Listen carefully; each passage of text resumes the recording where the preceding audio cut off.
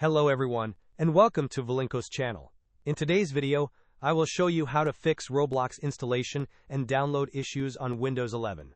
And now, let's get started.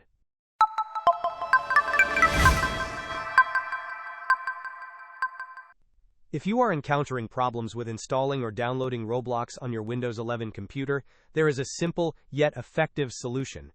While the ideal method is to download Roblox directly from the Microsoft Store, if that process is not functioning correctly, we have a workaround for you. Begin by pressing the Windows key and the R key simultaneously on your keyboard. This action will open the Run window. In the designated field, type the command WS-reset and then press Enter. Allow a few moments for this command to execute. It will launch the Microsoft Store application. Once the store is open, navigate to the search bar, type Roblox, and press Enter. You should then see Roblox for Windows. Select this option and proceed to click on the Install or Download button. This method is highly likely to resolve your installation issues. Hope this was helpful. Don't forget to like and subscribe if you enjoyed.